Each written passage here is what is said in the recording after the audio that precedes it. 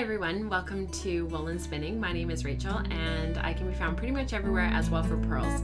I want to welcome you, wish you a happy new year. This is episode 87. I haven't recorded since December, and in December we only had one show that was released because we were traveling for Christmas. It was a crazy month. I'm really glad it's over. We had a really good amount of family time.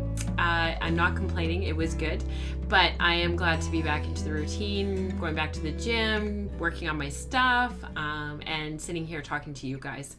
I want to welcome all of our new Patreon subscribers. We had quite a few join over the Christmas break, and I want to welcome you to this place.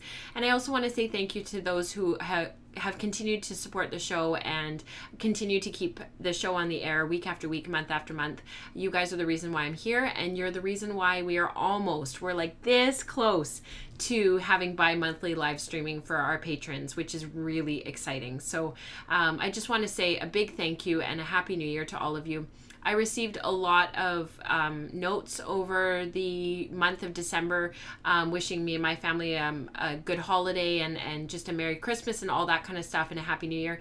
I received quite a few heartfelt notes, and I just want to say an extra thank you to those who took a few minutes to reach out and to get in touch with me over the course of the month. I think I have messaged everyone back. There might be a couple of messages on YouTube I still need to respond to, but I think for the most part everybody's had a note back, and I just want to say how much that meant to me and thank you. To new viewers and returning viewers, thank you so much for checking out the show. I want to thank you for being here and for watching each week. Well, actually bi-monthly now, so that's been since August, so twice a month. I want to just say thank you to all of you for continuing to watch the show. I keep my YouTube channel ad-free, and I hope that you appreciate that. And the reason why I do that is because I have the Patreon campaign going. So for those who appreciate that there's no ads on YouTube, I would encourage you to head over to patreon.com and think about supporting the show, because there's a reason why I keep it ad-free, and it's mostly because the ads on YouTube are super annoying. So I want to just say thank you to everybody who continues to watch the show week in and week out. We have the Patreon draw that we do every month. That's for everybody who's a Patreon subscriber. I give away a calendar. It looks like this, and I actually got new ones. Oh my goodness. I forgot that I put a paperweight inside the calendar to keep it put and not let it travel across the counter. So this is the calendar that we give away each month. It has, it's a 12-month calendar, and I have my own. I did order one for myself, and it sits on my countertop here. For 2018, so this is a little bit of full disclosure here for those who wonder how I organize some of this stuff. Basically, the calendars that I ordered in 2017 start in January of 2018, and the ones that are going to go out as of this month will start in July of 2018, and then the ones that go out as of July will start in January of 2019. So if you're getting a calendar between now and June, your calendar will start in July of 2018. And the reason why I did that was because if you receive a calendar that's not good until 2019, or it's already 2018 and you've already lost a few months, like, that's no fun. So I had a few made for the for last year, a few made for this year, and so on and so forth. So the winner this month is Robin Johnston. Congratulations. If you could get in touch with me with your address, Robin, I'd really appreciate that. Thank you so much. And I will pop that into the mail for you as soon as you send that to me. Which reminds me, I need ink for my printer to print shipping labels. I also have a giveaway to wrap up from December that I never wrapped up from December, and I have a new giveaway to announce for this month going into February. So let me just really quickly introduce those to you, and then we'll get on with the rest of the show. So Kelly G Knits has offered up 5 patterns from her Ravelry store for us. She's a shawl knitter, designer. She does socks, and she's got some accessory knits that she's done. She's offered up 5 patterns. I have the coupon code, so I will be awarding those next show during the live stream, and I will send you guys all the coupon codes. if you could go into January's episode thread and tell us what's something that you would love to spin for this year. And I will randomly pick 5 winners next show, and we will award those patterns, which is really exciting. And you can pick whichever pattern you want. You just put in the coupon code before you go through your checkout, and Kelly's coupon code the pattern will come through for free, which is really generous of Kelly. So thank you so much to Kelly. And she's Kelly G Knits. We have been working through some of us. It's a small knit along that's been going on in the Ravelry group. This was sponsored by Carrie of Glow Beauty From Within. And for those of you who are active on the Slack channel, or were active on the Slack channel back in Tour de Fleece, you will know Carrie well. She is a prolific spinner. This is what I have been working on out of her colors. I am almost done. This is the Sunday shawl. It's a crochet pattern. So one of my, I guess goals, for lack of a better word, something I wanted to work on in 2017 was, I really wanted to get better at crochet. And I didn't have time. I kept putting any crochet projects that I had on the hook. I kept putting aside, or they were small, just little toques and stuff. So I really wanted to get better at crochet. So I actually decided to do this sort of shawl sampler, and that's what the Sunday shawl is. So it's got all these different stitch patterns in the border, and I thought that was perfect because I wanted to use the mini skeins that Carrie had in her kit and have all the different colors. So it's almost done. I'm really excited to get it blocked and see what it looks like when it's actually fully washed in its element, if you will. And I'm hoping to have that done by the end of the week. In the meantime, Carrie did offer up a skein of yarn to one lucky viewer. You had an opportunity to enter for that in the December episode thread. And so Julia of Moonbound, you are the winner. And if you could get in touch with me, I will put you in touch with Carrie, and you guys can organize that between yourselves to get that yarn to you. So thank you so much, and congratulations to Julia. And if you're interested in following along with the Cal, it's called the Fa La La Cal, and it's in the Ravelry group, Woolen Spinning on Ravelry. So I put a little teaser in the Ravelry group back at the beginning of the week, and I'm recording while Nora's actually at school. So I think I posted it back on Saturday or Sunday, and that we were going to be doing a book club in the Ravelry group. The reason for this is because there are some awesome books that are being published right now. Most of us can get them through our guilds or our local libraries. We can borrow copies from friends, and we can kind of, share copies around between ourselves. And so I thought it was a really fun way to chat about some of the stuff out there. It doesn't necessarily have to be exclusively spinning related. It'll be nice over time if we can find some spinning books that we can talk about and dissect in the discussion.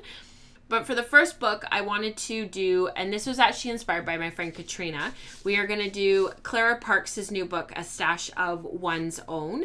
I hope that you guys will be able to find this. If you don't want to buy it, I'm hoping that you'll be able to find it through a library and guilds and everything. It's a great book. I have started reading. it. I'm really enjoying it thus far. And so what Katrina and I have sort of started off by doing is reading 1 or 2 essays every night or two. So it basically works out to 1 a night, or you can read 1 a week. Anyways, what I would love for us to do is over the course of the next few months is for people to pop into the Ravelry group. There is a thread called Book Club. It is stickied at the top of the group. And for you guys to share your own essay. It doesn't have to be super long. You can take the ones in the book as sort of a cue of how long it might be, sort of maximum, that celebrates your yarn stash and your thoughts around your stash. And I will, as you guys post them and as you share with one another, it's a chatter thread, so don't worry about chatter. If you post your own essay in there and your own thoughts and whatnot, I'll start featuring them on the blog. and we'll sort of have our own compilation of essays. So the book club is up and running. We're doing A Stash of One's Own by Clara Parks, and we'll sort of work on this over the next like 3 to 6 months. And if it sort of starts to fizzle out, we'll find a new book. So I hope that you will be joining us on that. All right, I have the first work in progress that I was going to talk about is, I think I'll end with it. I had sort of put it into my show notes that I would talk about it first, but I think I'll actually end with it because the video is about 15 minutes long, and it's a great way to end the show. So I'll leave that for after. In the meantime, what I've actually been working on, I've been doing a lot of spinning since we got back from Toronto. I didn't take anything with us when we were in Toronto. I took one pair of socks that I wanted to work on that I wanted to make for my dad for Christmas. So I knit them over Christmas while we were there, and I gifted to him after, because we didn't do our Christmas celebrations until New Year's Day. So we were back for a couple of days, and then we did our Christmas with my side of the family. So I didn't take anything with us to Toronto. I did nothing while we were there. I visited, I played with the kids, I got down on the floor. My father-in-law set up his trains in the garage, his electric ones, and so him and my husband and James did all of that. We just had tons of family time. It was really nice not to be working on anything for a week, and just focused on being present and being where I was and being in the moment. So now that we're home, I've been really fired up and really wanting to work on stuff. So I have actually been working on the Braiding color studies. This bobbin is of Arctic berries. I just finished it last night. This center pull plying ball is of Fractured Dawn. So the Braiding color studies started back in... When did it start? We started our Braiding color studies in October, and we got our fibre in November. Some people are still waiting for fibre because Katrina's been having some issues with the supplier, but that'll go out ASAP. So please be patient, and thank you so much for your patience. We are studying fin, and this is a big combo spin that I'm working on. So that's really, I just love what this center pull ball looks like. I'm so excited to do this. I think this is probably about 500 or 600 yards of yarn. I'm so excited to ply it. I just haven't been able to get my wheel empty enough to ply it. So it's waiting in the queue because I have these 3 things all need to be plied. They're all going to be plied from center pull balls. And I've spun them all differently. These 2 are just the clean braids. And then I have the third one, Lakeside, on my bobbin, almost finished. I've got 2 bumps left to spin on it, and then it'll be ready for its center pull ball, which is really exciting. So this is part of our Braiding color studies. We're studying fin. To spin the fin thus far, and I haven't looked in my Braiding color, in my Breed and Fiber source book, so I need to read up on fin before I talk about it too much on the show, because they definitely don't want to give any misinformation. But it feels a little bit spongy. At first I thought it was a lot like spinning Shetland, but I've kind of, as I've spun it more and as I spent more time with the fiber, I actually find it more like a Suffolk cross.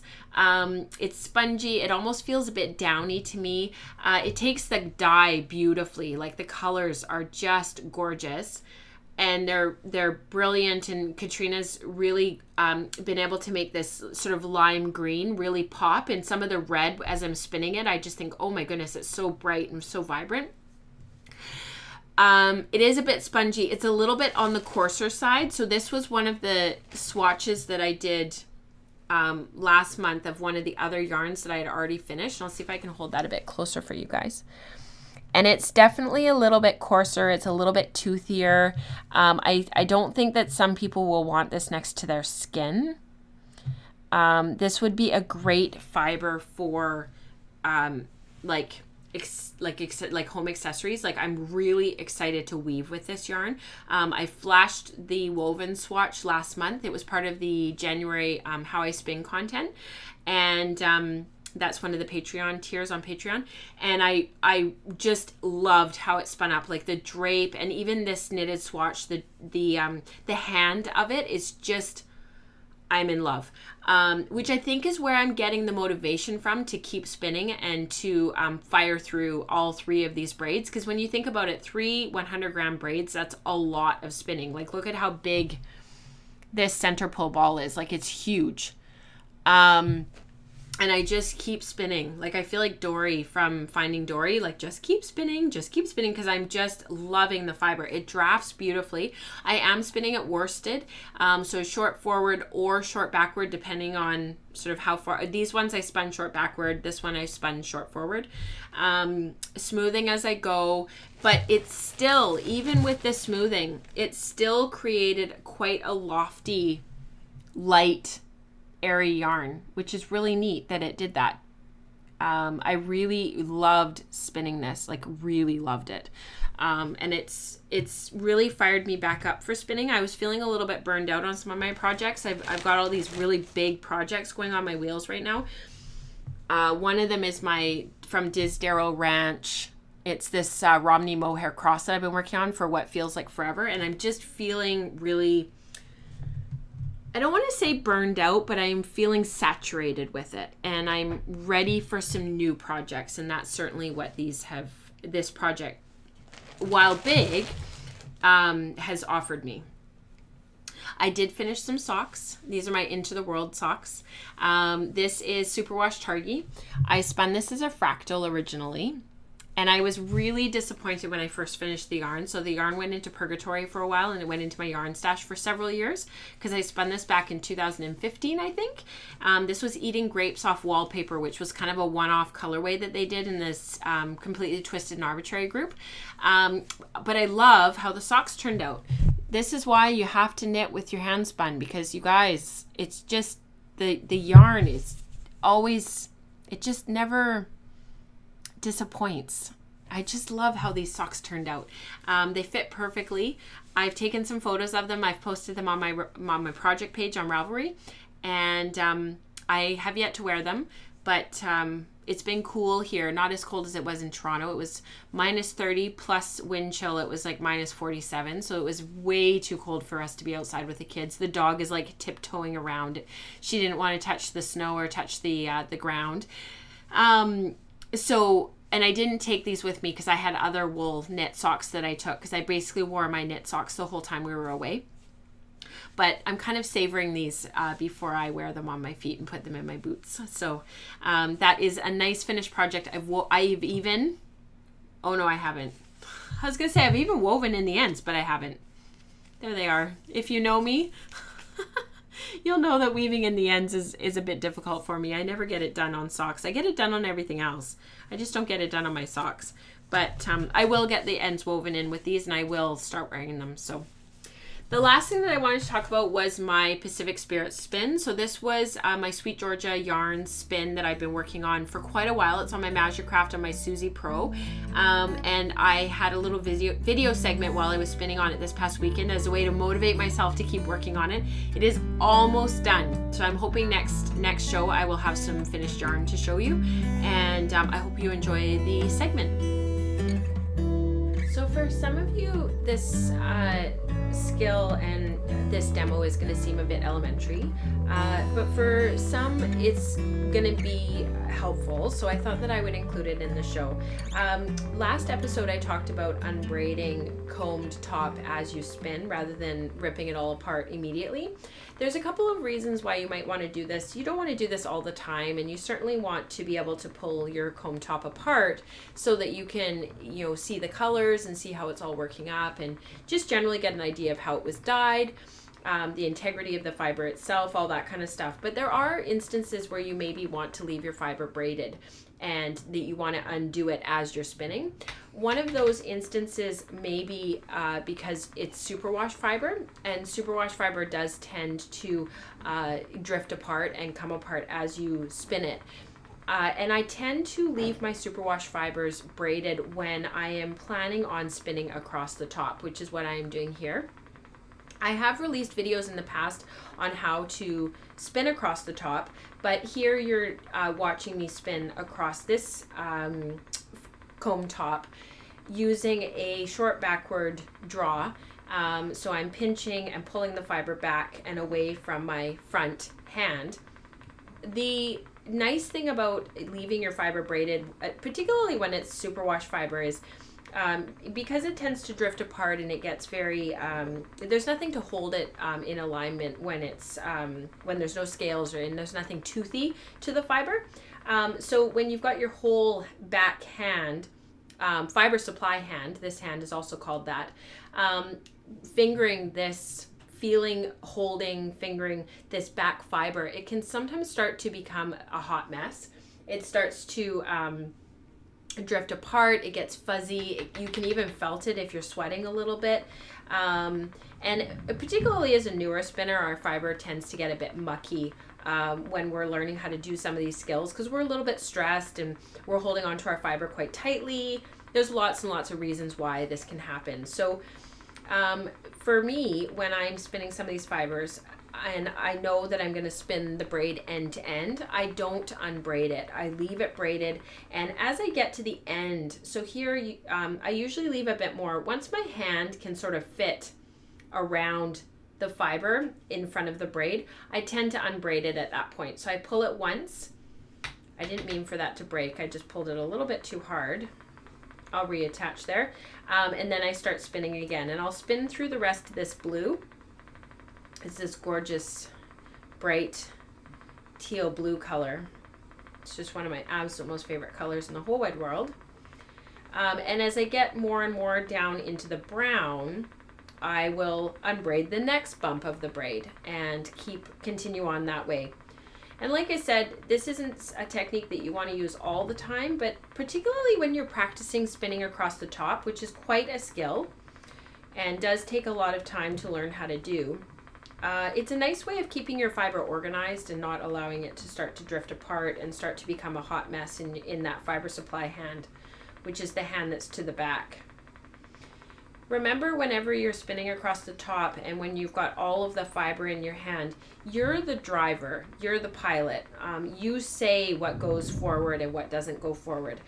And you can twist your fiber, move it around, manipulate it, grab it. I'm spinning quite fine here, and I'll zoom the camera in just a minute. And remember that if the twist is getting really runaway on you and it's going way up into your fiber supply and you're finding that you can't stay forward of the twist, you're either not pinching hard enough with your drafting hand, which is this hand that I'm wiggling my fingers of, or you've got too much twist. Your wheel is making too much twist. You're treadling too fast. Your ratio is too high. So a couple of ways to fix that: pinch harder.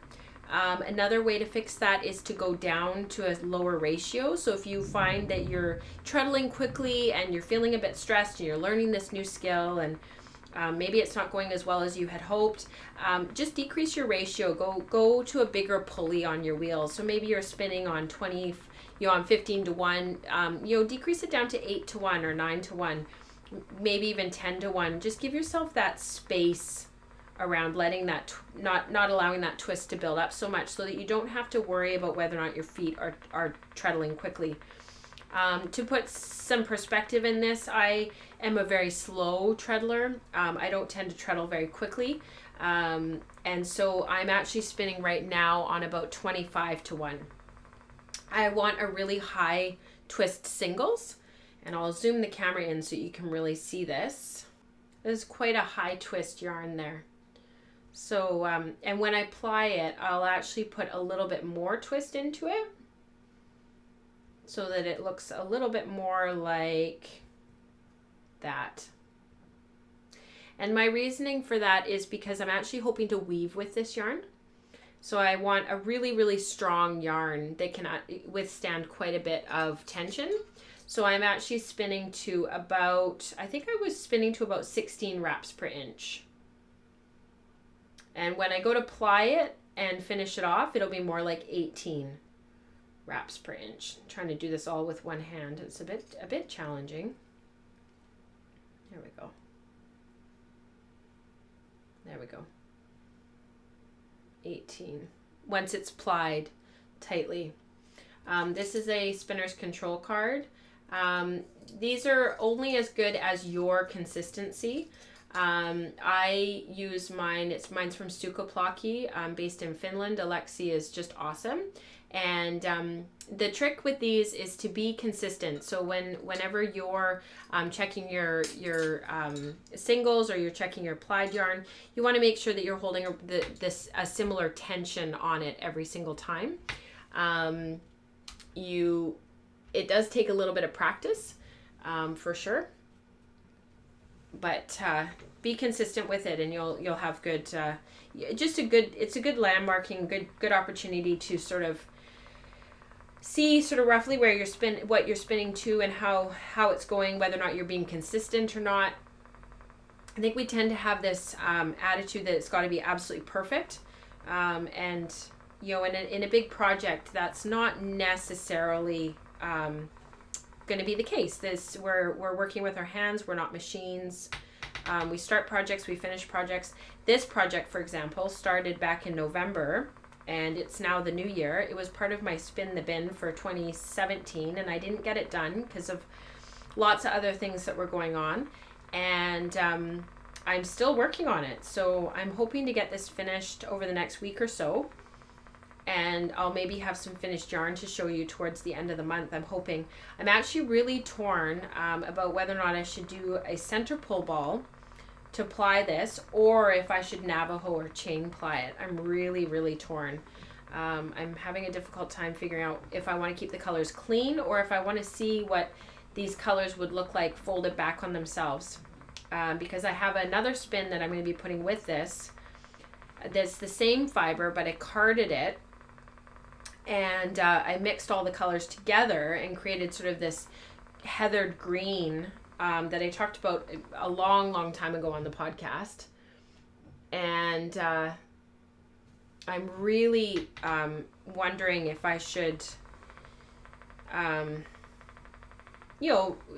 sort of these two very contrasting yarns by doing a center pull with a little bit of, that'll create a little bit of barber pulling and a little bit of color twisting, and have it next to the carded semi-solid, or if I should keep all of my colors clean, have the carded semi-solid next to the chain plied yarn. I'm really torn. I don't know what I should do, but this is ultimately going to be for either a knitted shawl or a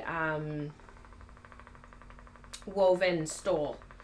So I'm not sure which it'll be yet, but eventually I'll figure that out. One of the things I'd like to do in 2018 is a little bit more weaving.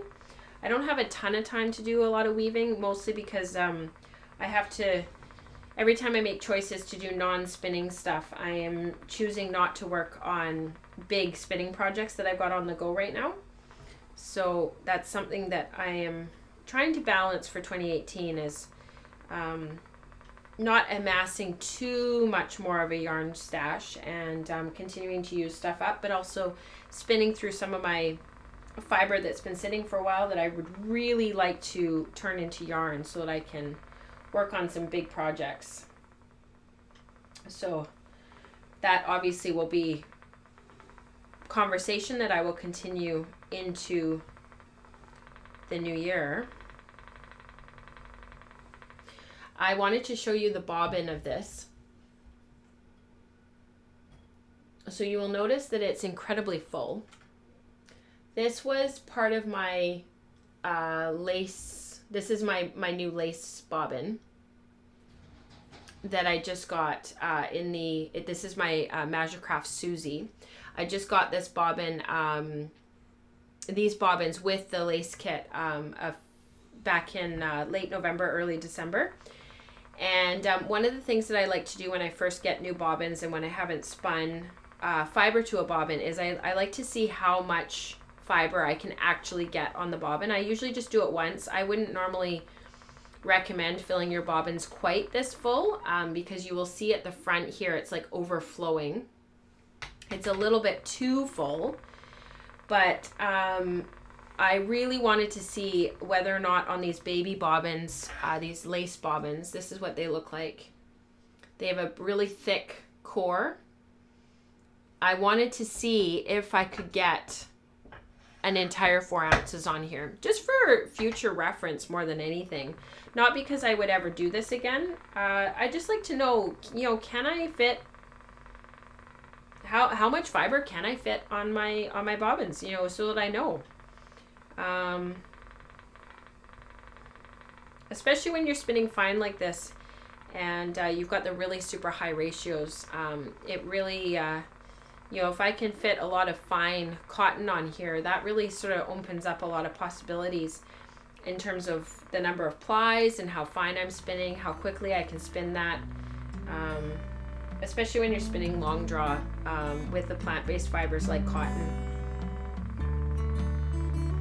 So I will continue spinning away, see if I can get this comb top finished, and I will see you on the other side. Thank you so much for tuning in this week, you guys. Have a wonderful couple of weeks spinning. The next live stream will be on Tuesday. Let me just double check the date. It will be on Tuesday, January 23rd at 12:30 Pacific Standard Time. That will be for patrons. The links, everything will be posted on patreon.com for our patron community. Will also be posted on the Slack channel, so don't worry, you will see all of the links. It will be there. For those who wish to participate in the live chat, you need to figure out whether you need to be on your desktop, laptop. If you're on an iPhone, you need to scroll down to the bottom. There are ways of participating in the live chat when you're mobile. You just need to figure it out. So spend a few minutes before the live stream figuring all that out. And I hope that I see you there on the 23rd. In the meantime, I hope you get lots of spinning done. Happy, happy, happy New Year. I hope you had a wonderful holiday break. And until next time, spend as much time as you can at your wheel. Bye, guys.